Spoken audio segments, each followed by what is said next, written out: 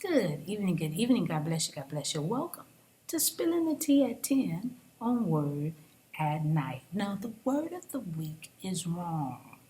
Yeah, I know we don't like to hear stuff like that, but that's the word of the week. Okay, and we're coming from Psalms 105, starting at verse 13. 105, starting at verse 13. I'm reading from the New King James Version. This is what it says. When they went from one nation to another, from one kingdom to another people, he permitted no one to do them wrong. Yes, he rebuked kings for their sakes, saying, "Do not touch my anointed ones, and do my prophets no harm." Now, this saying is a very familiar passage, and we've heard David say it before. Do not touch my anointed ones, and do my prophets no harm. Now you can find that in 1 Chronicles 16, verse 22. Now, the prophets, the anointed ones, and the prophets suggest that they are leaders of Israel, kings and priests. And so in 1 Chronicles, that is the song of celebration when they got the ark back to the tabernacle. So you'll hear the exact same words being sung, okay, because they're celebrating with thanksgiving that the ark is back in the tabernacle. It was stolen, they got it back, and they are tickle pink, right? But over in 1 Samuel, okay, chapter 26, 1 Samuel, chapter 26,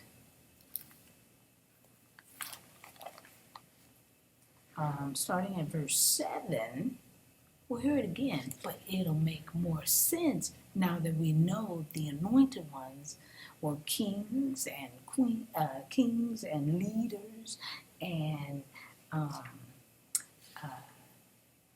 prophets. Okay, so it'll make more sense when we read it. 1 Samuel chapter 26, starting at verse 7, it says, "So David and Abishai came to the people by night, and there Saul laying sleeping within the camp, with his spear stuck in the ground by his head, and Abner and the people lay around him. Then Abishai said to David, 'God has delivered your enemy into your hand this day. Now therefore, please let me strike him at once with the spear right to the earth, and I will not have to strike him a second time.' But David said to Abishai, 'Do not destroy him, for who can stretch out his hand against the Lord's anointed and be guiltless?' David said furthermore, 'As the Lord lives, and the Lord shall strike him, or his day shall come to die, or he shall go out to battle and perish. The Lord forbid that I should stretch out my hand against the Lord's anointed. But please take now the spear and the jug of water that are by his head, and let's go.'" So when David is saying that, he's talking because then that was the kings, that was the leaders of Israel. Okay, so that makes more sense. But we ain't to do that because it's wrong. Woo! I'm just spilling the tea at 10 on Word at Night while, you guessed it, sipping on my tea. Wow. Let's pray. Gracious Father, we thank you for this word. And we thank you, Father, that we can get understanding of what the words meant then that are totally different than what they mean today. But then we can get that understanding so we can understand your word much more better. It'll become so much clearer to us. And as long as we worship you and praise you, we will get the understanding. We love you and we thank you. Continue to keep us.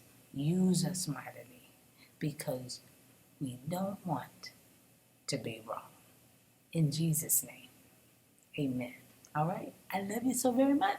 I'll see you tomorrow night right here on. Yep, I hear you spilling the tea at 10. God bless.